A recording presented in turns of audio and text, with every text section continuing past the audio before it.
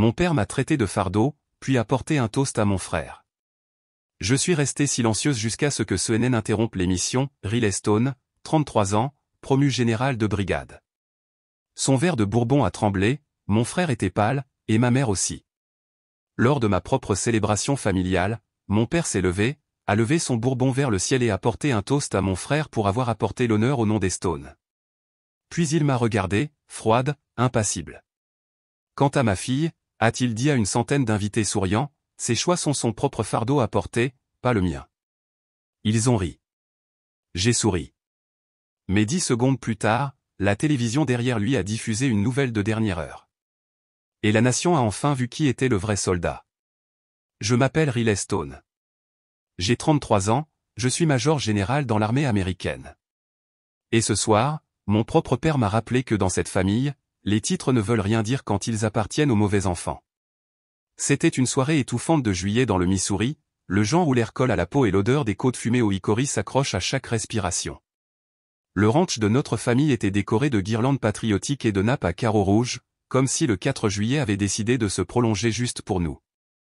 Les adultes sirotaient de la Budweiser dans des bouteilles dégoulinantes tandis que les enfants jouaient à touche-touche entre les bottes de foin et les chaises de jardin. En apparence, c'était un tableau de Norman Rockwell. Je portais une simple chemise en flanelle, un jean délavé et des bottes encore poussiéreuses de la base. J'avais l'air déplacé parmi les polos de marque, les robes d'été et les sourires soignés. Liam, mon frère aîné, le capitaine Liam Stone, portait un costume de marine sur mesure. Il tenait court au centre de la pelouse, racontant des histoires de réunions stratégiques au Pentagone et côtoyant des sénateurs. Les gens riaient trop fort, acquiesçaient avec trop d'empressement. Il était l'élu. J'ai essayé d'attraper le regard de ma mère. Eleanor Stone se tenait près du buffet, servant de la purée de pommes de terre dans l'assiette de Liam comme s'il s'agissait d'une offrande sacrée. J'ai dit « Salut, maman ». Elle m'a jeté un coup d'œil, son sourire crispé et distrait. « Salut, ma chérie », a-t-elle chuchoté rapidement, les yeux revenant à Liam. « N'oublie pas de prendre du maïs avant qu'il n'y en ait plus. » Elle s'est détournée. Aussi vite, lorsque papa, Harrison Stone, s'est levé de sa chaise avec un verre de Bourbon four rose à la main, la course est tue. Sa voix, vieillie par des années de commandement et d'arrogance, a résonné à travers le rassemblement. J'aimerais porter un toast. Toutes les têtes se sont tournées, les téléphones sont tombés, les conversations sont mortes. Il a levé son verre haut et a regardé directement Liam. À mon fils, le capitaine Liam Stone, un homme qui porte l'héritage de la famille Stone avec honneur et brio. Les applaudissements ont éclaté. Les sifflets, les acclamations, la fierté ont imprégné l'air comme l'humidité. Puis il s'est tourné vers moi. Pendant une seconde, nos yeux se sont croisés. Les siens étaient glacials, évaluants, et vides. Il s'est éclairci la gorge et a ajouté, « Et ma fille, eh bien, ses choix sont son propre fardeau à porter. » C'était tout. Pas de nom, pas de verre levé, juste un rejet si tranchant qu'il a fendu les acclamations comme du verre brisé dans un bol à punch. Le silence qui a suivi était plus fort que n'importe quelle explosion que j'avais entendue au combat. Même les grillons se sont tus. J'ai senti mon estomac se transformer en pierre. Mon souffle s'est coupé. Je suis resté là soudainement, hyper consciente du regard de chaque personne, se déplaçant maladroitement, de la mâchoire de l'enfant du voisin qui tombait à mi-chemin d'une bouchée de hot-dog, de la façon dont Liam souriait avec suffisance dans son verre. Je voulais disparaître. Puis est venue la tournure du destin que personne n'attendait. La télévision à écran plat du bar extérieur, qui diffusait auparavant des faits saillants de baseball en arrière-plan, a clignoté et est passé à un bulletin spécial de Fox News. La voix de l'animateur était sombre. Nous venons de recevoir une confirmation du département de la Défense. Mon cœur s'est arrêté. L'écran s'est rempli du sceau du Pentagone, puis de ma photo en uniforme de combat de l'armée. Mon visage, mon nom, mon grade. Le bandeau affichait, dernière heure, Major Général Riley Stone, 33 ans. Le cerveau stratégique derrière la contre-offensive mondiale de l'IA. Le silence était absolu. Personne n'a applaudi. Personne n'a acclamé. Le verre de Bourbon de mon père tremblait dans sa main, le liquide ambré frissonnant avec lui. La fierté dans ses yeux s'est vidée comme un barrage défectueux. Et moi, je n'ai pas souri. Je ne m'y suis pas prélassé. Je n'ai rien ressenti. Ou plutôt, j'ai ressenti trop, un flot de rage, de tristesse et de justification, tous se battant pour s'élever. Mais surtout, j'ai ressenti un vide creux dans ma poitrine, comme si j'avais sauté de 3000 mètres sans parachute et que je tombais encore. Il me voyait maintenant, mais pas comme une fille, seulement comme une anomalie. Et pourtant, personne n'a dit un mot. Alors que je restais là, figé, mes doigts se sont crispés involontairement autour de la bouteille d'eau recouverte de condensation que je n'avais même pas réalisé que je tenais. Personne n'a croisé mon regard. Ni mes oncles, ni mes cousins, ni même le voisin dont j'avais autrefois sorti le fils d'un pick-up renversé lors d'une inondation soudaine. Tout le monde regardait le sol, leur verre, n'importe où sauf moi. La télévision continuait à répéter mon nom, cette fois avec un titre défilant sur mes contributions à la Force spéciale internationale contre les systèmes de combat dits à rebelles. Mais personne n'a fait de commentaire. Pas un seul c'est incroyable, ou je n'en avais aucune idée. Juste le silence. Je me suis retourné et j'ai marché vers la maison. Mes bottes ont résonné contre le porche en bois. Chaque pas me semblait plus lourd que le précédent, comme le poids de chaque année que j'avais passé à me battre. Pas seulement les guerres à l'étranger, mais pour avoir de l'espace pour respirer dans ma propre famille. J'ai dépassé le mur de photos dans le hall. Des photos de Liam à West Point, Liam serrant la main de politicien, Liam debout avec papa à côté d'un nouveau camion. Mon visage n'était nulle part. Dans la cuisine, j'ai regardé le comptoir. La tarte aux fraises de ma mère était là, intacte. C'est moi qui avais fait cette tarte. Je l'ai apportée, espérant peut-être, juste peut-être, qu'elle me vaudrait un petit moment de chaleur, mais personne n'avait demandé qui l'avait faite, et maintenant elle était là comme moi, inaperçue. Derrière moi, la porte de derrière a grincé. Je ne me suis pas retourné. Je n'avais pas besoin de le faire. Tu n'avais pas à partir en trombe, a dit la voix de ma mère, douce et pleine de tension.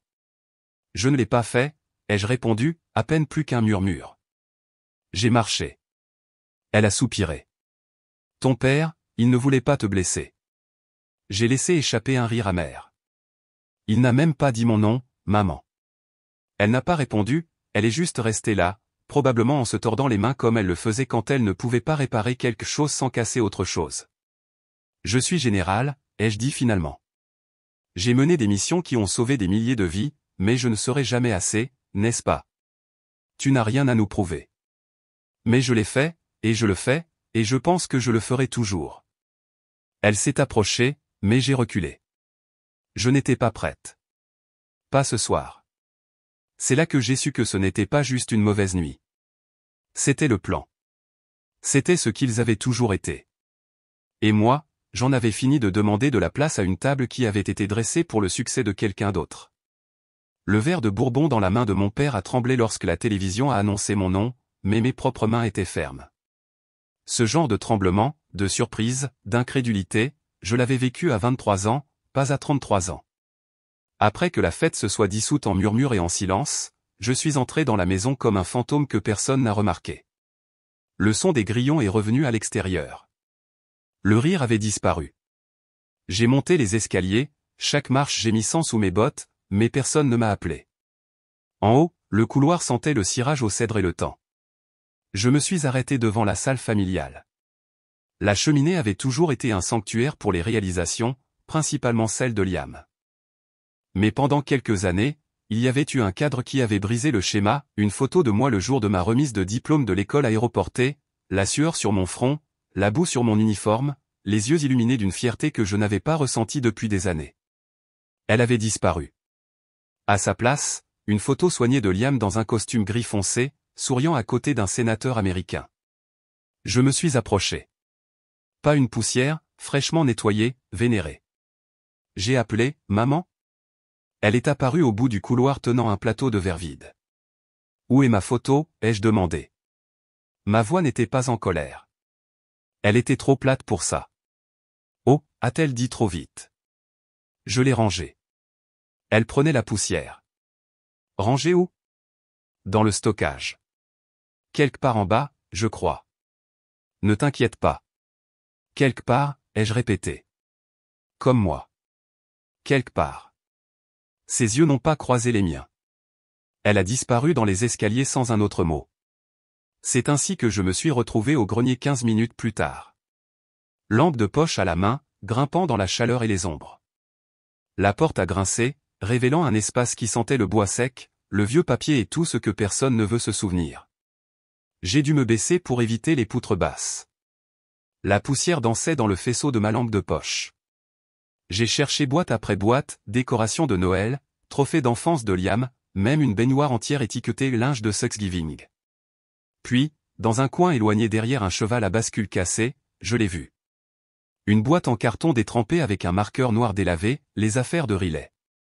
L'écriture était indubitable, les majuscules de mon père comme pour étiqueter une pièce d'équipement gouvernemental. Je l'ai tiré vers moi et me suis agenouillé. Le ruban adhésif était cassant, et les rabats supérieurs se sont ouverts avec un craquement. Là, pêle-mêle comme des ordures, il y avait des morceaux de moi. Ma première médaille de marathon, toujours attachée au ruban rouge, blanc, bleu, maintenant froissée et ternie. Un béret vert offert par mon grand-père, Pop, le jour où j'ai été accepté dans la sélection des forces spéciales. Il est mort 2 semaines plus tard. Une lettre plastifiée de mon commandant de bataillon, louant ma prise de décision sous le feu lors d'une embuscade de convoi en Afghanistan. En dessous, une poignée de figurines de G.I. Joe en plastique cassé, de vieux cahiers du collège, un sweat à capuche usé que je n'avais pas vu depuis le lycée. C'était un musée de la négligence. Pas un seul article placé avec soin. Pas d'emballage, pas de cadre, aucun signe que quiconque accorde de la valeur à ces choses. C'étaient des artefacts seulement pour moi. J'ai touché doucement le béret vert. Je me suis souvenu de la nuit où Pop me l'a donné, assise sur la balançoire du Porsche avec sa bouteille d'oxygène qui sifflait, me disant « Tu vas faire plus que n'importe lequel d'eux, ma fille. » Retiens mes mots. Je suppose qu'il avait raison. Et pourtant, il était là à côté d'un camion jouet cassé et d'un ballon de football dégonflé. Au fond de la boîte, à moitié plié et endommagé par l'eau, il y avait mon certificat de soldat de l'année de la 82e division aéroportée. Je l'avais reçu en 2016. Je me souviens avoir appelé à la maison ce jour-là. J'étais si fier que je pouvais à peine prononcer les mots. J'avais dit, « Papa, je l'ai gagné. » Je l'ai vraiment fait. Ils ont crié mon nom devant toute la base. Sa réponse était aussi désinvolte qu'une liste de courses. Bien. Liam vient d'être accepté dans le programme MBA à Georgetown. Il va bientôt déménager à Washington. Et, je dois y aller. Les appels longue distance coûtent toujours quelque chose. Clic. 30 secondes. C'est le temps qu'il a fallu pour qu'une année de ma sueur et de mes sacrifices soit réduite à néant. Maintenant, je regardais ce papier déformé. Il était accroché dans ma caserne. Je l'avais plastifié moi-même. Et le voici, plié, se recourbant sur les bords, coincé derrière un dossier Batman déchiré. Je me suis assise sur mes talons. Le grenier a craqué. Je n'ai pas pleuré. Je n'ai même pas cligné des yeux. Mon cœur s'était depuis longtemps endurci à ces petites trahisons. Mais quelque chose à l'intérieur de moi s'est calcifié à ce moment-là. Une décision, ou peut-être une résignation. Ils ne m'ont jamais vu. Pas le vrai moi, seulement le fardeau de moi. Et maintenant, même mes victoires étaient un encombrement gênant. J'ai ramassé le métal, le béret, le certificat. Je les ai pliés doucement sur mes genoux, lissant leurs bords avec mes paumes. Mes doigts bougeaient comme si je manipulais des explosifs, parce que d'une certaine manière, c'était le cas. Ce n'était pas que des objets. C'était tout ce que j'avais construit, tout ce qu'ils ne voulaient pas exposer parce que cela ne correspondait pas à leur récit. La maison a de nouveau gémi sous la chaleur qui s'installait. Quelque part en bas, quelqu'un a mis de la musique. Du rock classique, probablement la playlist de Liam. J'ai regardé le grenier une dernière fois. Puis j'ai parlé à voix haute à personne. Je ne suis pas l'oublié. Je suis la preuve que vous avez ignorée. Et j'ai refermé la boîte, cette fois avec soin, comme si le passé méritait au moins une personne qui ne le jetterait pas. De retour dans ma chambre d'enfant, j'ai placé la boîte au pied du lit. Les posters avaient disparu, remplacés par des murs beiges et un panneau décoratif qui disait « Le foyer d'où foyer ». Comme si la maison elle-même avait essayé d'oublier que j'avais vécu là. Je me suis assise sur le bord du lit, tenant toujours le béret sur mes genoux. Un souvenir m'a frappé, clair, précis, douloureux. J'avais 16 ans. C'était la veille de ma première compétition d'athlétisme de l'État. Je m'étais entraîné pendant des mois. Papa avait promis de venir. Il ne l'a pas fait. Ce soir-là, Liam a obtenu un B+ à un test de maths avancé, et papa l'a emmené manger un steak. Je me souviens m'être tenu sur le podium avec mon ruban et avoir balayé la foule du regard, espérant peut-être qu'il se présenterait en retard. Il ne l'a pas fait. Maman a dit qu'il avait un truc de travail, ma chérie. C'est là que j'ai appris que sa version de l'amour était conditionnelle. La version du succès de Liam avait du sens pour lui. La mienne n'en aurait jamais. Maintenant, des années plus tard, je me tenais toujours sur ce podium invisible, le ruban à la main, le public silencieux. Sauf que cette fois, je n'attendrai pas les applaudissements. Je me souviens du goût des œufs en poudre et du café rance plus vivement que n'importe quel gâteau d'anniversaire de mon enfance. Mes premières années dans l'armée n'ont pas été glamour. J'étais stationné à Fort Bragg, dormant dans une caserne partagée qui sentait les vieilles bottes et le nettoyant industriel. Mes repas provenaient de plateaux en plastique. Mes chèques de paie suffisaient à peine à vivre, mais je réussissais quand même à envoyer de l'argent à la maison. Chaque mois, comme sur des roulettes, je virais une partie de mon chèque au Missouri. Je me disais que c'était pour la maison, peut-être pour de nouvelles fenêtres dans la chambre à l'étage qui fuyait toujours pendant les orages. J'imaginais maman faisant les courses, papa réparant enfin les marches du Porsche. C'est ce que je pensais faire. Aider, être une bonne fille, un adulte responsable, un soldat capable de porter plus que son sac. J'ai sauté les vacances, refusé les escapades de fin de semaine et décliné les invitations de mon unité. Pendant qu'ils partaient boire des bières ou faire des voyages à Myrtle Beach, je restais derrière, faisant réchauffer des nouilles ramen à $1 dans ma chambre, redirigeant mon argent de loisirs vers une famille qui reconnaissait à peine mon existence. J'ai une fois refusé un congé de 4 jours pour économiser pour ce que je pensais être le cadeau d'anniversaire de mes parents, un nouveau lave-vaisselle. Je mangeais sur du carton pour que Liam puisse manger sur de la porcelaine. Puis est venu l'appel. C'était un dimanche après-midi, le genre où je me laissais savourer une deuxième tasse de café et la moitié d'un chapitre d'un roman de Clancy. Maman a appelé pendant que je pliais le linge. Sa voix était gaie, précipitée. « Merci pour l'argent, ma chérie », a-t-elle dit. Liam était magnifique dans ce costume Armani. Lui allait comme un gant. Parfait pour le voyage à New York. Le réseautage s'est très bien passé, d'ailleurs. Tu aurais dû voir les photos. Au début, je n'ai pas compris. J'ai même souri comme une idiote. Quelle photo? Oh, tu sais, de la réception, cet événement sur le toit de l'Empire Hotel. Nous n'aurions pas pu gérer les vols et l'hôtel sans ton aide. Mes mains se sont figées à mi-pli. Vous avez utilisé l'argent que j'ai envoyé pour Liam, ai-je demandé lentement. Eh bien, a-t-elle dit, hésitant pour la première fois. Il avait vraiment besoin d'avoir l'air bien. Ces opportunités ne se présentent pas 2 fois. Je ne me souviens pas beaucoup du reste de cette conversation. Je crois que j'ai trouvé une excuse et j'ai raccroché. Mon cœur battait si fort que je pouvais l'entendre dans mes oreilles. La pièce tournait légèrement. J'avais vécu avec des produits d'épicerie de magasin à $1, renoncé à remplacer mes bottes usées, rationné le dentifrice vers la fin du mois, pour que mon frère chéri puisse boire et dîner à Manhattan. Je me suis assise sur le bord de ma couchette et j'ai regardé le sol pendant un long moment. J'avais l'impression que l'oxygène avait été aspiré de la pièce. C'est à ce moment-là que quelque chose a cassé. Pas dans la rage, pas dans le drame, juste la finalité. Je ne leur ai jamais rien dit à ce sujet. J'ai juste arrêté d'envoyer de l'argent. Pas d'explication, pas de combat, juste le silence. Des semaines plus tard, le téléphone a sonné à nouveau. C'était mon père. Riley, a-t-il aboyé. Depuis quand es-tu devenu égoïste, coupant le soutien à ta propre famille? Tu te crois trop bien pour nous maintenant? J'ai tenu le téléphone à quelques centimètres de mon oreille. Sa voix était familière, autoritaire, pleine de droit, comme si je lui devais un rapport. Je l'ai ramené à ma bouche et j'ai répondu, calme et froide. J'apprends juste des meilleurs, monsieur. Puis j'ai raccroché. C'était la première limite que j'ai jamais tracée. Pas d'argument, pas de réfutation, juste un mur tranquille construit brique par brique à partir de chaque sacrifice ignoré. Ce n'était pas une vengeance. C'était la clarté. Des années plus tard, je suis tombé sur une citation du général Patton, « Accepter les défis afin de ressentir l'exaltation de la victoire ». Ce jour-là, le défi n'était pas la guerre. C'était savoir quand arrêter de donner à des gens qui ne me voyaient que comme un pipeline, jamais comme une personne. J'ai arrêté d'acheter des dîners de steak à un homme qui ne m'a jamais demandé si je mangeais. Le plus étrange, personne n'a donné suite. Personne n'a demandé pourquoi l'argent s'était arrêté. Pas d'excuses, pas de reconnaissance. Juste un vide là où l'attente était autrefois. Au début, je me suis senti coupable. Je me réveillais la nuit en pensant que peut-être ils étaient en difficulté.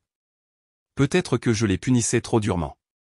Mais ensuite, je me souvenais de la façon dont maman disait notre argent comme si c'était un mot magique et de la façon dont la voix de papa dégoulinait d'accusations au lieu d'inquiétude. Cette culpabilité, elle s'est estompée rapidement. J'ai commencé à dépenser pour moi-même. Pas des luxes, juste de la dignité. Un matelas décent, un vrai manteau d'hiver. Un week-end, je me suis même offert un voyage en cabane avec quelques camarades d'escouade. Nous avons partagé un pack de 6 et grillé des hamburgers dans le froid. C'était la première fois que je riais depuis des mois. Je ne leur ai pas parlé du changement. Je n'avais pas besoin de le faire. Ils ne s'étaient jamais renseignés sur ma vie de toute façon, seulement sur ce que je pouvais donner à la leur. C'est alors que j'ai vraiment compris. Le silence n'est pas une faiblesse. C'est une armure. C'est une stratégie. Parfois, la chose la plus forte que vous puissiez dire est de ne rien dire du tout. Et je portais ce silence comme un uniforme. Les derniers mots que mon père m'a dit ont résonné dans mes oreilles.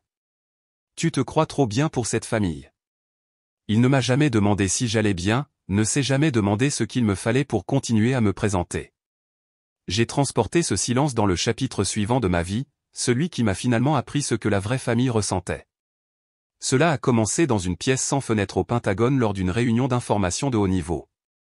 J'étais l'un des plus jeunes officiers de la pièce et la seule femme en uniforme.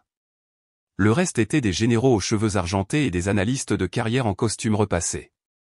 J'avais présenté une carte de contre-insurrection des routes d'approvisionnement ennemies au Moyen-Orient, construite à partir de mois de données de terrain et de nuits blanches. Ils ont jeté un coup d'œil à mes diapositives, tous sauf une.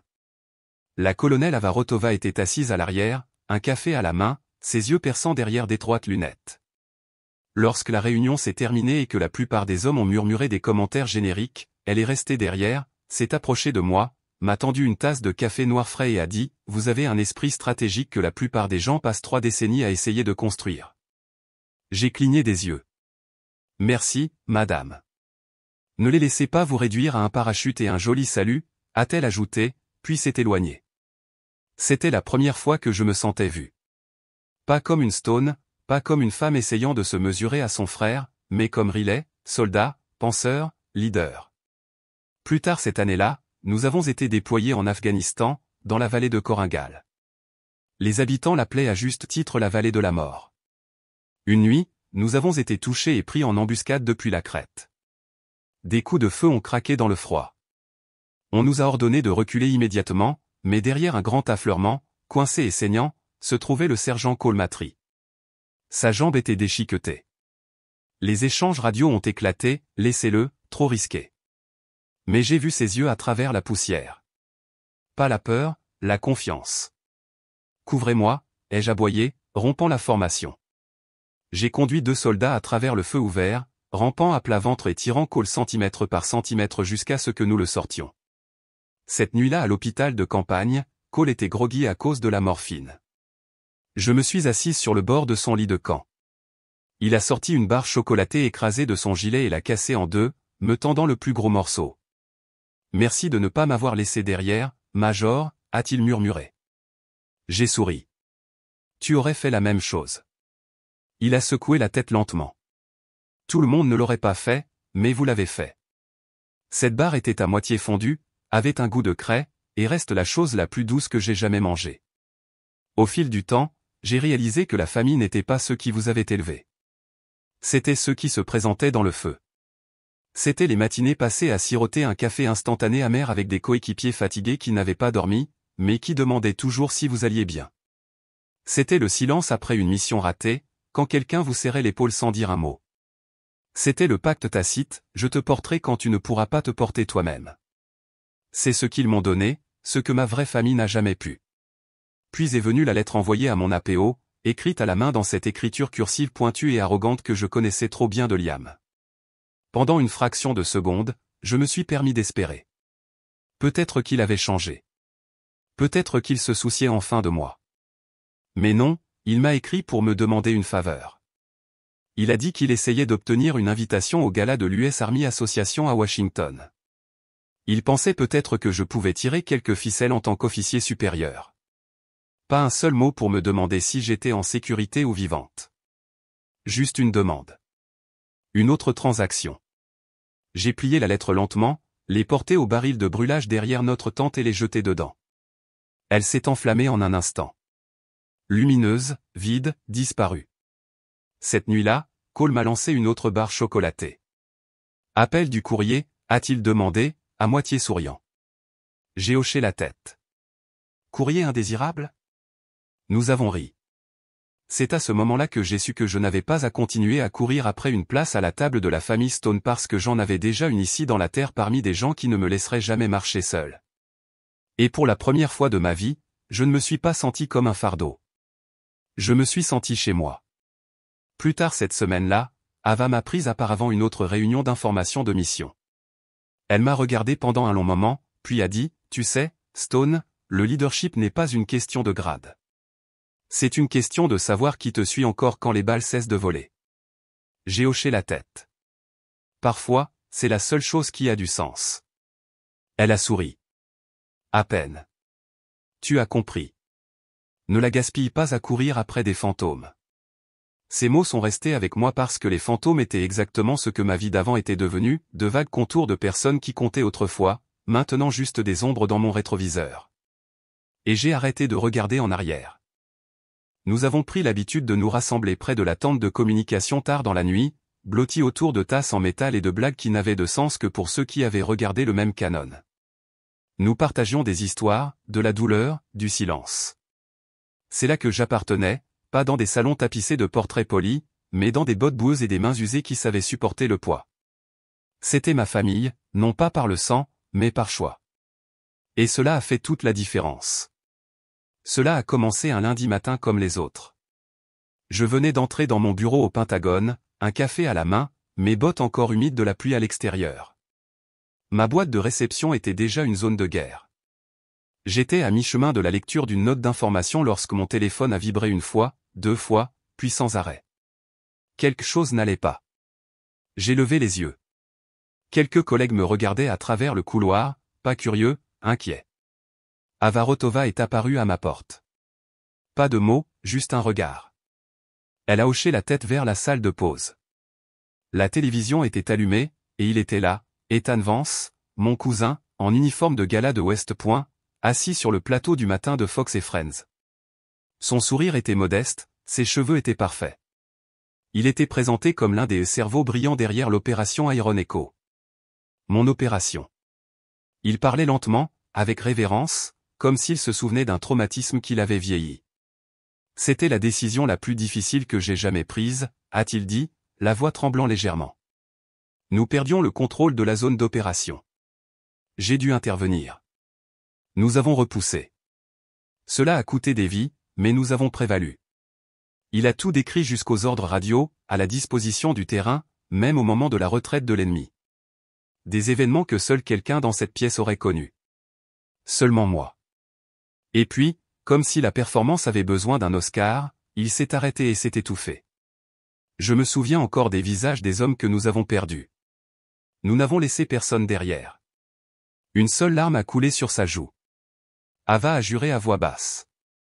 Il utilise tes notes de débriefing mot pour mot. Je n'ai pas parlé. Je ne pouvais pas. Je regardais l'écran pendant que l'Amérique écoutait un mensonge. Pas une citation erronée, un détournement pur et simple. Et je n'étais pas seulement effacé. J'étais remplacé. Au moment où le segment s'est terminé, je suis sorti dans le couloir et j'ai appelé mon père. Il a décroché après une sonnerie. Riley, a-t-il dit, comme si de rien n'était. Tu as vu l'interview, ai-je demandé. Bien sûr, a-t-il dit. Ethan a fait du bon travail, soigné, confiant. Le pays a besoin de héros comme lui. J'ai senti ma gorge se serrer. C'était mon opération. Il a pris mon travail, mes décisions. Il a soupiré. Écoute, je lui ai dit qu'il pouvait y aller. Il avait besoin d'un coup de pouce pour son avenir. Cela est de l'image de la famille. Tu es déjà général. Quel est le mal à partager la vedette? Un peu de partage. Il l'a volée. Tu es égoïste, a-t-il dit. Ne fais pas de ça une question d'ego, Riley. Égo. J'ai failli laisser tomber le téléphone. Pour lui, ce n'était pas une trahison. C'était une stratégie, une marque, et je n'étais qu'un pion dans la campagne d'héritage de la famille Stone. Au revoir, papa, ai-je dit, et j'ai raccroché. Pendant quelques minutes, je suis resté dans le couloir, mon esprit rugissant de statique. Puis mon téléphone a vibré à nouveau. Un collègue m'a envoyé un lien, un article qui venait d'être publié sur un blog militaire respecté intitulé Inside Iron Echo, l'étoile montante du renseignement militaire. Il y avait une photo d'Ethan recadrée parfaitement pour montrer sa bague de l'académie et son insigne de recommandation. L'article louait ses instincts tactiques inégalés et citait des sources à l'intérieur du Pentagone qui confirmaient son héroïsme pendant l'opération. Source, je n'avais pas besoin de nom. J'ai reconnu la cadence des phrases, la façon dont les citations étaient formulées. Liam, mon frère, le garçon en or des affaires publiques, avait planté cette histoire. Il savait comment travailler avec les médias, comment enterrer le crédit et gonfler la fiction. Il n'a pas seulement aidé Ethan, il a orchestré le récit. Je l'ai relu.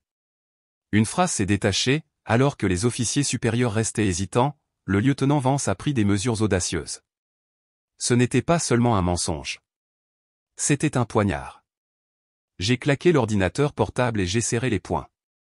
Chaque sacrifice que j'ai fait, chaque cicatrice, nuit blanche, ami perdu, était maintenant du carburant pour une cascade de relations publiques. Pas par l'ennemi, par ma propre famille. Non, par les hommes qui étaient censés me protéger. Par le même père qui m'avait autrefois traité de fardeau, par le frère qui ne m'a jamais vu comme plus qu'une menace pour sa vedette, par un cousin qui a pleuré à la télévision nationale avec des larmes faites de kérosène. Cette nuit-là, je me suis assise seule dans mon appartement, les lumières éteintes, la télévision en sourdine. J'ai regardé le plafond et j'ai pensé, c'est la guerre. Pas le genre de guerre qui se déroule dans les déserts, le genre où la vérité est une responsabilité, où le silence est une permission, où la famille devient une arme. Je pensais que le champ de bataille était derrière moi. J'avais tort. Il venait de se déplacer à l'intérieur. Le lendemain matin, j'ai reçu une note interne. Des demandes d'organes de presse pour des commentaires, des confirmations, des extraits sonores. Les écluses s'étaient ouvertes. Le nom d'Ethan était en vogue. L'article de blog avait été repris par d'autres sites d'information militaire, et moi, j'étais devenu un fantôme dans ma propre histoire. Ava est entrée dans mon bureau avec 2 cafés. Elle en a posé un devant moi sans dire un mot. Puis elle s'est assise en face de moi et m'a regardé droit dans les yeux. Tu ne vas pas laisser passer ça, n'est-ce pas? Je n'ai pas répondu. Elle s'est penchée en arrière. Tu t'es tu assez longtemps, Riley. Tu les as laissés t'appeler un fardeau. Tu les as laissés prendre ton argent, ton crédit, ta dignité. Mais ça, elle a tapé sur le bureau, c'est la guerre. J'ai pris une gorgée de café. C'était amer, fort, le genre qui brûle en descendant. J'en ai fini de me taire, ai-je dit. Elle a hoché la tête. Alors faisons du bruit. J'ai ouvert mon ordinateur portable, et j'ai commencé à rassembler chaque bribe de preuves que j'avais, les journaux de débriefing, les rapports de terrain, les courriels de la chaîne de commandement, les diapositives de présentation avec ma signature numérique. J'allais brûler le mensonge jusqu'aux fondations. S'ils voulaient une tempête, je leur donnerais un ouragan. Pas seulement pour moi, mais pour chaque femme qui s'est assise dans une salle de guerre et s'est entendue dire que sa brillance n'était qu'un bel accessoire. Pour chaque soldat dont le silence a été pris pour de la reddition. Je n'étais pas effacé. Je chargeais juste. Le courriel est arrivé à 7 heures pile. Ligne d'objet, suspension en attendant l'examen de sécurité, priorité. Je l'ai fixé du regard pendant 10 bonnes secondes avant de l'ouvrir. L'expéditeur était officiel, bureau du commandement du personnel de l'armée. Le ton était stérile, direct, efficace. Immédiatement, j'étais suspendu de mes fonctions dans l'attente d'une enquête sur une violation potentielle de la sécurité impliquant des données de reconnaissance de drones classifiés. Mon souffle s'est coupé. On m'accusait de divulguer des renseignements militaires. 15 ans en uniforme, aucune violation, aucune sanction, pas un seul compte-rendu manqué. Et pour l'anniversaire de mon engagement, le 8 juillet, 6 heures Fort Jackson, ils ont choisi ce jour précis pour l'envoyer. Coïncidence? Non. Précision? Le PDF joint décrivait l'accusation, violation du protocole de sécurité de catégorie 1. Le nom qui signait en bas n'était pas réel, mais j'ai reconnu l'alias, MJR Delta, une signature fantôme utilisée par le personnel hautement habilité. Seule une poignée de personnes pouvaient autoriser ce genre d'action. L'une d'elles était le général Adrien Conquête. Il me détestait depuis le remaniement de Cobb Intel. J'avais exposé une faille dans son modèle de commandement de drone, lui coûtant 2 contrats et une promotion. Et maintenant, il soutenait Ethan, mon cousin, l'homme qui m'a volé mon opération. C'était une représaille enrobée de protocole, un tir mortel par tableur. Mes mains se sont crispées autour de la souris. Ils n'essayaient pas seulement de me faire taire. Ils allaient m'enterrer. Je suis resté immobile dans mon bureau vide. Dehors, la circulation de décès ronronnait comme si rien n'avait changé. Mais à l'intérieur de moi, quelque chose a craqué. Pas comme une brindille, comme de l'acier sous pression. Le genre de rupture qu'on n'entend pas avant que les dégâts ne soient irréversibles. Pendant des années, je suis restée silencieuse. Quand mon père m'a traité de fardeau, quand Liam a vidé ma paix pour des costumes Armani, quand Ethan a versé de fausses larmes à la télévision nationale avec mon récit de guerre dans sa bouche. J'ai tout avalé. Mais ça, ce n'était pas de la politique familiale. C'était de l'effacement. Institutionnel, délibéré, coordonné. Je me suis penché en arrière sur ma chaise, la lumière fluorescente bourdonnant au-dessus de moi. Et je me suis souvenu de quelque chose, une vieille conférence TED que j'avais regardée lors de ma 3e mission, Brené Brown parlant de vulnérabilité. La vulnérabilité n'est pas une faiblesse, disait-elle. C'est notre plus grande mesure de courage. Je n'ai jamais voulu être vulnérable, mais maintenant je n'avais pas le choix. Je pouvais soit disparaître tranquillement, soit exploser. Je me suis levé, j'ai marché jusqu'à la fenêtre et j'ai pris une décision. Je n'allais pas me cacher. Je n'allais pas supplier. Ils voulaient une guerre. Ils ont choisi le mauvais soldat. Au lieu d'appeler le service juridique, j'ai sorti ma ligne sécurisée. Elle avait un seul numéro programmé. Elle a sonné 1 fois, 2 fois. Puis une voix a répondu. Je me demandais quand vous alliez appeler, général. Spectre, ai-je dit, ma voix toujours plate. Tu me manques? J'ai besoin que tu trouves un fantôme. Nom de code MJR Delta. Il y a eu une pause, puis un rire. Bah, amusé. Cible acquise, a-t-il dit. Quel est le plan? Nous les exposons. Chaque message, chaque point d'accès, chaque société écran qu'ils utilisent pour canaliser ces ordures. Je veux la chaîne de commandement, le fil complet.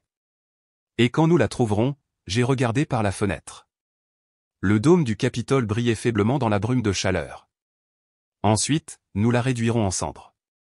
Cette nuit-là, je n'ai pas dormi. J'ai écrit non pas une démission, mais une carte de guerre.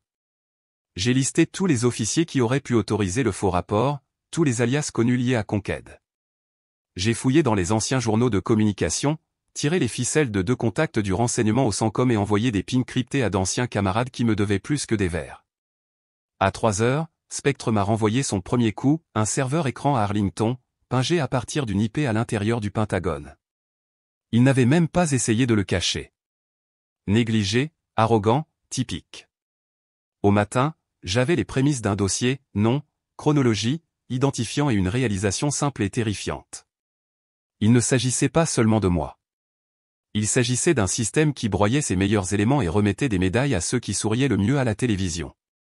J'ai pensé à tous les soldats qui avaient été discrètement mis de côté, à toutes les femmes qui avaient été étiquetées comme trop émotives après avoir dit la vérité, à tous les hommes du rang dont les idées avaient été volées par un supérieur ayant de meilleures relations. C'était plus grand que Riley Stone. C'était de la pourriture, et la pourriture se propage à moins qu'on ne la coupe. À ceux d'entre vous qui écoutent en ce moment, certains d'entre vous savent exactement ce que cela fait. Vous avez tout donné à un emploi, un système, une famille. Et quand cela leur convenait, ils vous ont jeté de côté. Je veux que vous m'entendiez quand je dis ceci, le silence n'est pas la même chose que la paix. Parfois, le silence est la mort lente qu'ils veulent pour vous. J'en ai fini d'être silencieuse. Et s'ils veulent savoir ce qui se passe quand on accule un soldat, ils sont sur le point de le découvrir. Le lendemain, mon badge d'accès a été révoqué. J'ai été escorté hors du Pentagone comme une criminelle. Aucune annonce, aucune chance de parler. Juste une marche silencieuse devant des gens qui avaient l'habitude de me saluer dans le couloir. Ava Rostova attendait à l'extérieur. Elle m'a tendu une enveloppe Manila sans dire un mot. À l'intérieur, il y avait des notes qu'elle avait prises lors du dernier briefing du renseignement, datées, paraphées, avec mes contributions mises en évidence. Son message était clair, je te vois. C'était plus que ce que ma famille n'avait jamais fait. J'ai hoché la tête, murmuré un merci, et je me suis éloigné. À la tombée de la nuit, j'avais transféré mes opérations dans un espace de travail sécurisé fourni par Spectre, dans une ferme de serveurs souterraine à l'extérieur de DC. Nous avons installé des écrans doubles, des liaisons directes et des couches de cryptage que même la NSA clignerait des yeux. Nous ne piratons pas, lui ai-je dit. Nous restaurons la vérité. Il s'est contenté de sourire. Tout ce qui peut vous aider à dormir, général. Mais je n'ai pas dormi. Pas encore, parce que je savais que la tempête n'avait pas atteint son apogée. Elle ne faisait que commencer. La pièce était sombre, à l'exception de la lueur verte pâle de 6 moniteurs. Arlington, Virginie, l'un des nombreux nids de Spectre. Il travaillait comme une machine. Pas de musique, pas de café, pas de mots inutiles, juste le rythme des doigts sur les touches et les jurons occasionnels murmurés. Il a dit, quelqu'un a été paresseux. Je me suis penché en avant. Qu'est-ce que tu as trouvé? Ils ont copié votre idée biométrique, ont utilisé un clone sur le réseau interne du Pentagone, mais celui qui l'a fait a laissé une miette de pain. Il a pointé un écran. Les événements de connexion ont été tracés jusqu'à un nœud statique à l'intérieur du bureau de Conquête. IP militaire, pas un proxy. J'ai expiré, sèchement et brièvement. Donc, il n'a pas seulement approuvé la suspension. Il a exécuté la violation. Spectre a hoché la tête. Et ça devient meilleur. Il a fait apparaître une chaîne d'emails cryptés. L'entête était familier, suffixe 1001. Signature numérique de Conquête. Mais le destinataire. Ethan Vance, ai-je dit à voix haute. Ligne d'objet, coordination du renarratif. Opération Iron Echo.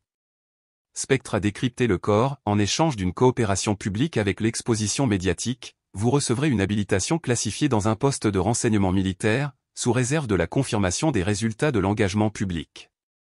J'ai fermé les yeux un instant. Il ne s'agissait pas seulement de voler une histoire. C'était un accord commercial, mon opération pour la promotion d'Ethan. J'ai senti ma mâchoire se serrer. Continue de creuser, ai-je dit. Alors que Spectre continuait son balayage, un autre nom est apparu sur mon écran. Sarah Jennings, journaliste d'investigation, sœur du sergent Cole Matry. Elle m'a envoyé un message directement, nous devons parler. Quelque chose sur Liam. J'ai rencontré Sarah dans un restaurant en bordure de l'I-395, banquette en vinyle, mauvais café et meilleure intimité.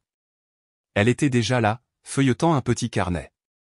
J'ai commencé à creuser après ce qui est arrivé à Cole, a-t-elle dit. Je n'ai pas aimé la façon dont l'histoire a changé, et je n'ai vraiment pas aimé que ton nom disparaisse de celle-ci. Elle a glissé un petit enregistreur sur la table. J'ai suivi les réunions de Liam. Il a rencontré au moins 4 correspondants militaires au cours du dernier mois. Tout sort des registres, sans transcription. Elle a cliqué sur lecture. Voix de Liam, elle a des médailles, bien sûr, mais ne confondez pas la chance avec le talent. La vraie compétence, c'est de savoir comment façonner le récit. Sarah a mis l'enregistrement en pause. J'ai aussi une source, un membre du personnel junior. Il a entendu Liam dire que toute la campagne Ethan était un travail de nettoyage pour tes relations publiques. J'ai secoué la tête, retenant quelque chose entre un rire et un cri. Il n'aidait pas seulement Ethan. Il se positionnait comme le manieur, le génie derrière le mythe. Et moi j'étais un outil.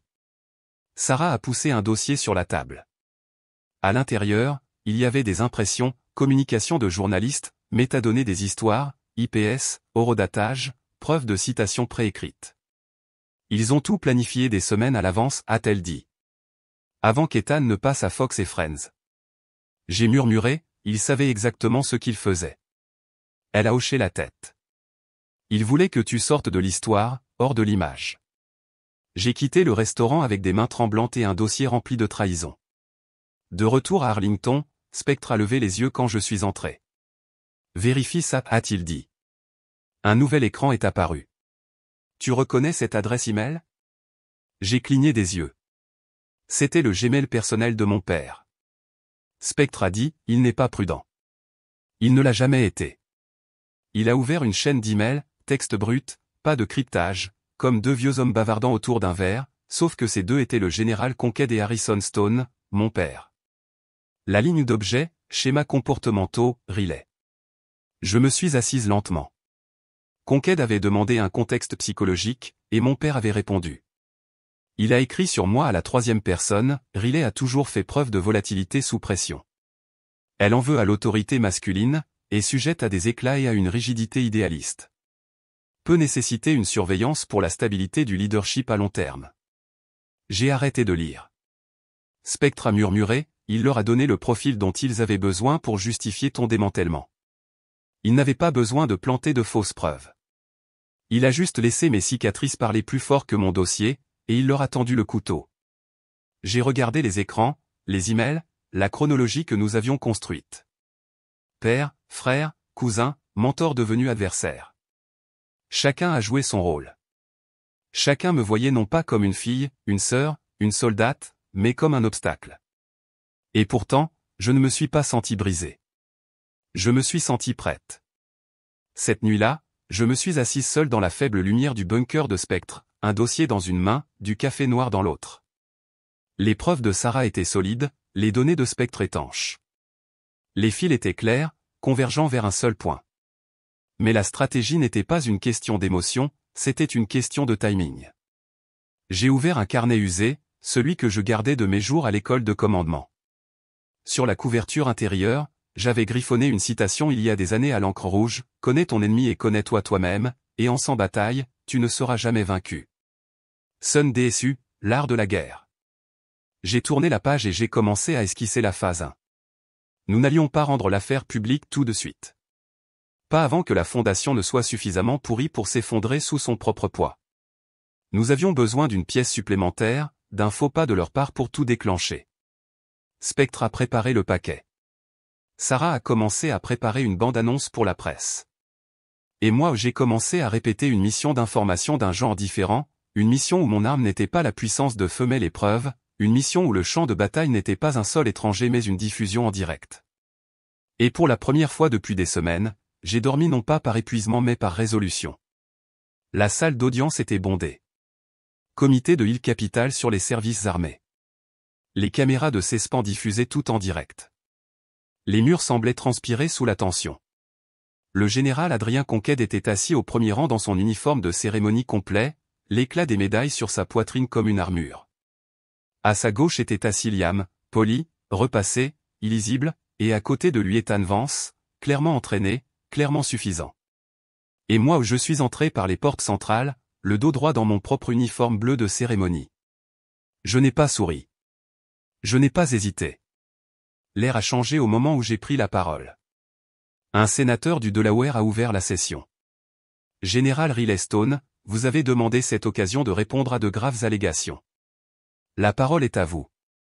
J'ai hoché la tête une fois et j'ai ajusté le micro. Pendant 15 ans, j'ai servi ce pays en silence. J'ai planifié des missions, protégé des vies et accepté le coût du port de cet uniforme. Je n'ai jamais demandé de reconnaissance. J'ai seulement demandé la vérité. Mais la vérité, semble-t-il, était gênante. J'ai fait une pause. La pièce n'a pas respiré. Et maintenant, je vais vous montrer exactement pourquoi j'ai été suspendu. Pas à cause d'un acte répréhensible, mais parce que j'en savais trop. J'ai fait signe aux membres du personnel. La première vidéo est apparue sur le grand écran derrière moi. C'était Ethan à Fox et Friends décrivant la mission Iron Echo, poli, scénarisé, plein de flair dramatique. Ensuite, j'ai diffusé l'audio de la mission, le flux de boîte noire de notre opération sur le terrain. Ma voix donnant des ordres, coordonnant des frappes aériennes, sauvant l'équipe du sergent Matry sous le feu ennemi. Il n'y avait pas Ethan, seulement moi. Un murmure a parcouru la galerie. J'ai levé la main pour le silence. Ethan Vance n'a jamais été sur cette mission. Il a raconté une histoire qui n'était pas la sienne et l'a vendue à l'Amérique. La mâchoire de Conquête s'est serrée. Et il n'a pas agi seul. Une autre diapositive est apparue, des échanges d'emails entre Conquête et Ethan, des promesses d'un futur poste dans le renseignement militaire lié à la coopération publique d'Ethan. Il a été soudoyé, ai-je dit, pour mentir en échange d'une carrière. J'ai vu Ethan jeter un coup d'œil de côté, ses mains s'agitant. Passons à Liam Stone, ai-je continué. Officier supérieur des affaires publiques au Pentagone. J'ai tapé sur le cliquet. À l'écran, des métadonnées montrant les réunions privées de Liam avec des journalistes clés de la défense, programmées quelques jours avant la publication de leurs articles, citant des sources anonymes discréditant mon travail. J'ai diffusé l'audio. Voix de Liam, ma sœur elle a des médailles, bien sûr, mais ne confondez pas la chance avec le talent. La vraie compétence, c'est de savoir comment façonner le récit. Liam n'a pas bronché. Je n'ai pas cligné des yeux. Puis est venu le coup final. Je veux attirer votre attention sur cette correspondance, ai-je dit, ma voix acérée comme un rasoir. Est apparue la chaîne d'email de mon père, Harrison Stone, au général Conqued. Pas de cryptage, juste un langage froid et précis. Riley a toujours fait preuve de schémas émotionnels volatiles, résiste au leadership masculin, et sujette à des actes d'insubordination, masqués par une droiture morale. J'ai laissé les mots planer. Il ne m'a pas défendu. Il a armé mes ennemis. Un long silence. Personne dans la pièce n'a bougé. Je me suis détourné de l'écran, j'ai fait face au panel. Sénateur, ce n'étaient pas des enquêtes. C'étaient des assassinats de caractère, stratégiques, calculés et politiques. Ce n'était pas une surveillance. C'était une orchestration. Le président du comité, un républicain plus âgé de l'Arizona, s'est penché en avant. Général Stone, dites-vous que la suspension était une représaille? Je dis que c'était du théâtre, ai-je répondu. Et ils ont oublié qui enseignait l'art dramatique dans cette guerre. La pièce s'est fissurée. Quelques rires discrets de la part de la presse. Le reste encore stupéfait. J'ai fermé mon dossier. J'ai fait face au général Conqued. Vous avez essayé de m'enterrer, mais tout ce que vous avez fait, c'est creuser votre propre tombe avec de la documentation. Vous m'avez sous-estimé. C'est votre héritage. Puis je me suis tourné vers Liam. Vous avez utilisé les médias comme une arme parce que vous n'avez pas eu le courage de m'affronter en personne. C'est votre héritage. Et enfin, à mon père, vous m'avez dit un jour que le leadership n'était pas une question de gloire. C'était une question de sacrifice. Je suppose que vous l'avez oublié quand vous avez sacrifié votre fille pour une invitation à dîner. Je me suis éloigné du micro.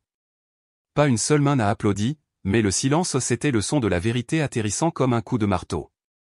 Après un long moment, le président s'est raclé la gorge. Ce comité va entrer en examen à huis clos. Nous remercions le général Stone pour son témoignage. Je me suis retourné et je suis sorti, la tête haute, guerre gagnée. Je ne suis pas rentré chez moi après l'audience.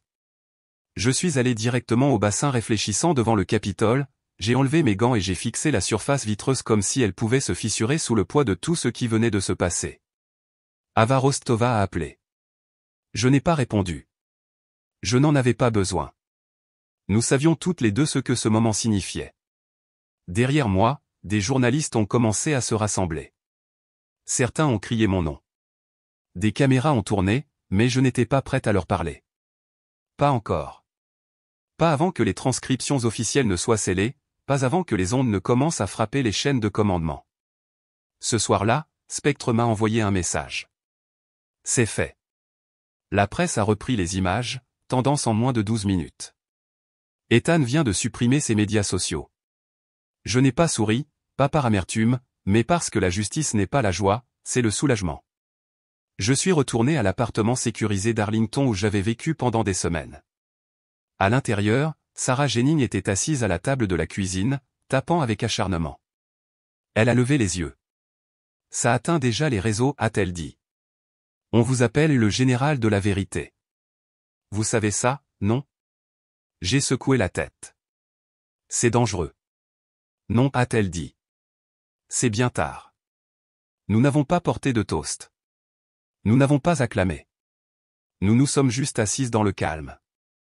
J'ai rouvert mon carnet, j'ai écrit une phrase sur une page propre, la phase 2 commence demain parce que nettoyer la pourriture ne s'arrête pas à une seule pièce. Le lendemain matin, je me suis réveillé avant le lever du soleil, non pas par anxiété, mais par instinct, celui qu'on aiguise dans les zones de guerre quand chaque respiration avant l'aube ressemble à du temps emprunté.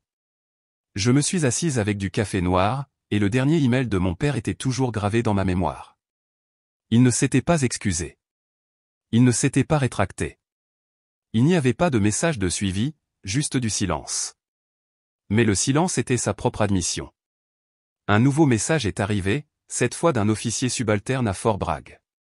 Il disait, « Madame, je voulais juste que vous sachiez que tout le monde ici regarde et que nous sommes fiers. » Une ligne, mais elle a coupé à travers plus d'un millier de manchettes de presse ne pourrait jamais le faire. C'est alors que j'ai réalisé qu'il ne s'agissait pas d'une seule audience ou d'une seule carrière. Il s'agissait de quelque chose de beaucoup plus grand, ce que nous normalisons, ce que nous excusons, ce que nous choisissons de contester. J'ai plié l'email, je l'ai glissé dans la poche avant de mon carnet. Ce même carnet contenait toutes les stratégies que j'avais écrites depuis que cette guerre était devenue politique. La phase 2 ne porterait pas sur la vengeance. Elle porterait sur la reconstruction, celle qui commence par nommer ce qui était cassé et refuser de le reconstruire de la même manière. C'est ainsi que les institutions changent, un refus à la fois. L'air le long du Potomac portait un frisson ce matin-là, mince, gris, impitoyable. Je suis arrivé tôt, non pas parce que j'étais impatiente, mais parce que j'avais besoin de temps pour respirer avant qu'il ne se présente. J'ai trouvé le banc qu'il avait mentionné dans l'email, à mi-chemin entre la passerelle et la maison des bateaux. C'était calme, à l'abri des joggeurs et des promeneurs du matin. La rivière se déplaçait lentement à côté de nous, comme si elle aussi retenait son souffle. Mon père est arrivé avec 6 minutes de retard. Il avait l'air plus petit en quelque sorte, plus lent. Ses épaules autrefois imposantes semblaient s'affaisser sous un poids qu'il a finalement remarqué. « Riley » a-t-il salué, la voix basse. J'ai hoché la tête, ne me levant pas à Monsieur Stone. Il s'est assis à côté de moi, les mains jointes étroitement sur ses genoux. Je voulais dire, je suis désolé. Il n'y avait aucune conviction dans son ton, aucun poids, juste de l'air. Pourquoi exactement, ai-je demandé, en regardant toujours la rivière. Pour tout ça, je suppose, a-t-il murmuré. Je pensais que je protégeais l'héritage familial. Je me suis finalement tourné pour lui faire face. Héritage, ai-je répété. C'est comme ça que vous appelez ça? Un réseau de mensonges, de contrôle et de trahison enveloppé dans un blason familial? Il a grimacé mais n'a rien dit. J'ai passé la plus grande partie de ma vie d'adulte à essayer de prouver que je suis digne de votre nom, ai-je continué. Mais votre nom ne signifie pas la vérité. Il signifie le silence, et j'en ai fini de vivre dedans. Il a réessayé, cette fois avec cette douceur paternelle et fatiguée qui fonctionnait autrefois sur moi quand j'étais enfant. Quoi qu'il se soit passé, je suis toujours ton père. J'ai secoué la tête. Vous avez cessé d'être mon père le jour où vous avez choisi la stratégie plutôt que l'honnêteté, quand vous avez donné des parties de moi pour protéger un héritage auquel je n'ai jamais cru, quand vous avez essayé de m'effacer et que vous avez appelé ça de l'amour. J'ai sorti la vieille clé de la maison de la poche de mon manteau et je l'ai posée sur le banc entre nous. C'est pour la ferme. Je ne reviendrai pas. Il a fixé la clé comme si elle pouvait le mordre. Je me suis levé. C'est la dernière fois que nous parlons, ai-je dit. Au revoir, Monsieur Stone. Je n'ai pas attendu de réponse. Je me suis éloigné. Le vent de la rivière a attrapé le bord de mon manteau et m'a poussé en avant. J'ai ressenti comme une libération. Une semaine plus tard, les manchettes ont déferlé comme des dominos. Le général Adrien Conquête a pris sa retraite dans le déshonneur. Pas de cérémonie, pas de salut. Ethan Vance expulsé de West Point. L'Académie a publié une déclaration publique rare citant des violations éthiques. Liam réaffecté à une base tranquille dans le Montana. Il n'a pas appelé. Moi non plus. Sarah Jennings m'a envoyé une copie de la transcription, non coupée, l'audience faisant maintenant partie du domaine public. Puis l'appel est arrivé. Général Stone, a dit le chef de cabinet du président sur une ligne sécurisée. Le président aimerait vous offrir une promotion officielle et un nouveau poste de conseiller stratégique à la Maison-Blanche. J'ai laissé le silence durer quelques secondes de plus que nécessaire. Je suis honoré, ai-je répondu. Mais je ne suis pas intéressé par un nouveau grade. Ce que je veux, c'est reconstruire selon mes conditions. La ligne est devenue silencieuse, puis un doux, nous respectons ça. Ce soir-là, j'étais assise avec Ava Rostova sur le patio arrière de sa maison de ville d'Arlington. Elle a versé 2 bourbons et a allumé un petit feu dans le foyer en pierre entre nous. Vous l'avez fait, a-t-elle dit. Non, ai-je répondu. J'y ai survécu. Il y a une différence. Elle a hoché la tête. Vous n'allez pas revenir en arrière, n'est-ce pas? J'ai levé les yeux vers le ciel nocturne, sans nuages et infini. Non, ai-je dit. J'ai vu à quoi ressemble la pourriture quand elle porte des étoiles sur ses épaules. Je veux construire quelque chose de différent. Elle a levé son verre à brûler ce qui ne sert plus. J'ai trinqué au sien, à planter quelque chose de mieux dans ses cendres. Nous sommes restés assises là en silence, sans plan, sans stratégie, juste à respirer. Pour la première fois depuis des années, je ne me battais pas. Je ne cherchais pas l'approbation. Je ne faisais pas semblant d'aller bien. J'étais simplement libre. Le lendemain matin, j'ai ouvert le petit journal relié en cuir que j'avais emporté avec moi lors de chaque déploiement. La plupart des pages étaient remplies de coordonnées, de croquis stratégiques, de fragments de renseignements de terrain. Mais maintenant, je me suis tourné vers une page vierge. En haut, j'ai écrit « À quoi ressemble une vie quand elle est construite à partir de la vérité ?» Je n'avais pas encore de réponse, mais je savais que les anciennes réponses, celles transmises par mon père, par l'institution, par le code silencieux du devoir avant tout, étaient terminées. J'ai contacté Jacques cet après-midi-là. Il travaillait déjà sur quelque chose de nouveau, une archive numérique pour les lanceurs d'alerte au sein du système de défense. Anonyme, crypté, inviolable. Tu es partante, a-t-il demandé. Plus que partante, lui ai-je dit. Je vais le financer moi-même. Il a sifflé doucement. Bon sang, tu ne rigoles pas. Non, ai-je dit. J'ai joué à leur jeu assez longtemps. Plus tard ce jour-là, je suis allé rendre visite au sergent Colmatry, maintenant en rééducation après une autre opération. Il a souri quand il m'a vu, malgré la douleur dans ses yeux. Vous avez abattu des géants, a-t-il dit. Avec des mots. J'ai secoué la tête. Avec la vérité. Il a hoché la tête. C'est la même chose. Avant de partir, il m'a tendu quelque chose enveloppé dans un tissu. C'était l'écusson de son unité, délavé, brûlé sur le bord. Je veux que vous l'ayez, a-t-il dit, parce que vous ne m'avez pas abandonné. Jamais. J'ai avalé ma salive et je l'ai glissée dans mon manteau. Ce soir-là, j'étais assise près de la fenêtre avec mon carnet ouvert à nouveau. Cette fois, j'ai écrit « qu'il hérite des cendres ». J'hériterai de la clarté. Je ne suis pas retourné au Pentagone. Je suis rentré chez moi, pas à la ferme familiale Stone. J'avais laissé ça derrière moi avec la vieille clé et les fantômes qui n'ont jamais appris à lâcher prise. Au lieu de cela, j'ai acheté un modeste terrain à la périphérie du comté de Jefferson, dans le Missouri, des hectares de chênes et de ciel ouvert, suffisamment loin du passé, mais suffisamment près pour reconstruire quelque chose d'honnête. C'est là que j'ai fondé l'Institut Stone pour le leadership honorable. Le nom n'était pas une question de fierté. C'était une récupération. Je reprenais le mot Stone, non pas pour l'héritage, mais pour la fondation.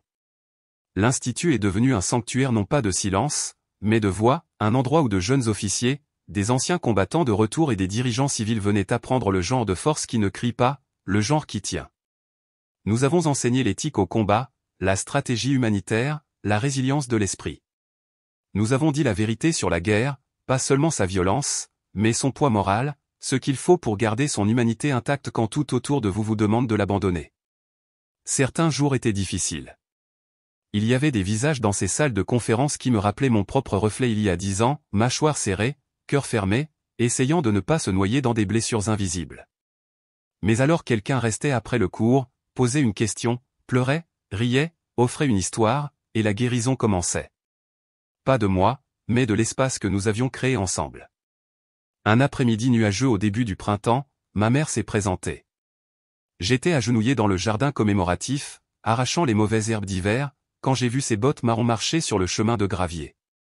Elle n'a rien dit tout de suite, elle s'est juste accroupie à côté de moi et a ramassé la truelle que j'avais mise de côté. Nous avons travaillé en silence, le genre qui n'était pas vide cette fois, mais consentant. Quand la dernière plate-bande a été nettoyée, elle a plongé la main dans la poche de son manteau et a placé quelque chose dans ma paume. Ma première médaille de marathon, celle que je pensais qu'ils avaient jetée. Elle était polie, lisse, comme si elle avait attendu. Je suis désolée, a-t-elle murmuré. Je n'ai pas été courageuse. Je n'ai rien dit. Je n'avais pas besoin de le faire. J'ai juste fermé les doigts autour du métal et j'ai hoché la tête. Je ne lui pardonnais pas le passé, je me pardonnais à moi-même de l'avoir porté si longtemps. Les semaines ont passé. Les classes ont grandi. Les candidatures ont triplé. Un soir, je me suis tenu à l'arrière de la salle principale en regardant un groupe de cadets rire au-dessus de leurs notes et de leur café. Le tableau blanc était encore marqué de notes de la dernière session, philosophie, tactique, but. Ce soir-là, j'ai écrit une nouvelle conférence, non pas sur la victoire, non pas sur les médailles, mais sur la trahison, la perte et la façon dont ces choses, si on les affronte avec courage, peuvent façonner le genre de leader qu'aucune école ne peut fabriquer. J'ai ouvert le cours le lendemain matin sans préambule. Qu'est-ce qui fait qu'un leader vaut la peine d'être suivi, ai-je demandé. Silence. Et puis des histoires sont venues à propos de commandements brisés, de vies sauvées, de mentors qui avaient échoué, et de moments où ils auraient pu céder mais ne l'ont pas fait. Quand ça s'est terminé, je suis allé au tableau et j'ai écrit 4 mots, l'honneur n'est pas hérité. Il se construit. Je me suis tenu à côté pendant un moment, le marqueur encore chaud dans ma main. C'était l'héritage que je voulais, pas un héritage gravé dans la pierre, mais un héritage planté, arrosé, vécu et finalement lâché. Ce soir-là, après que tout le monde soit parti, j'ai fait le tour du terrain. Les étoiles étaient claires au-dessus du Missouri, indifférentes à la mémoire, détachées des lignées. Je me suis surprise à penser non pas aux batailles, aux audiences ou aux trahisons, mais au simple rythme de la reconstruction, au matin qui commençait avec du café noir, au bourdonnement des cigales, aux anciens combattants en bottes de travail dégageant des sentiers derrière la salle de conférence, à planter quelque chose qui durerait plus longtemps que moi. Je gardais une pile de livres dans mon bureau, des exemplaires usés de Marc Aurèle, Sénèque, Épictète. La plupart avaient des notes dans les marges, laissées là depuis mon séjour à Kaboul, à Séoul, à Arlington. J'enseignais à partir d'eux non pas comme une doctrine, mais comme une invitation, à examiner, à choisir, à vivre avec des principes quand les applaudissements et le rang avaient disparu. Une de nos cadettes, une jeune femme nommée Ortiz, est restée tard un soir. Elle était agitée, les yeux perçants. « Madame, a-t-elle dit, comment savez-vous quand arrêter de vous battre ?» J'ai pensé à mon père, à Ethan, à Liam, au champ de bataille dans la salle de réunion et au Sénat. Quand la bataille vous coûte plus cher que la blessure, ai-je dit. Quand vous réalisez que la paix n'est pas l'absence de conflit, c'est la présence d'alignement. Elle n'a pas écrit ça. Elle a juste hoché la tête, et ça m'a dit qu'elle comprenait. Je ne construisais pas un héritage de pouvoir. Je construisais un endroit où la vérité pouvait respirer. Et c'était suffisant. Si vous êtes resté avec moi jusqu'ici, merci. Ce n'était pas juste une histoire de trahison et de pouvoir. Il s'agissait de choisir qui nous devenons après les cendres. Peut-être que, comme moi, vous avez porté des blessures que les autres n'ont jamais vues. Peut-être que vous êtes encore en train de reconstruire. J'espère que le voyage de Riley vous a rappelé que la vérité, quand elle est vécue à voix haute, peut être guérissante. Si cette histoire a signifié quelque chose pour vous, cliquez sur s'abonner, partagez-la avec quelqu'un qui en a besoin, et faites-moi savoir à quoi ressemble votre héritage. D'ici la prochaine fois, restez fort, restez vrai.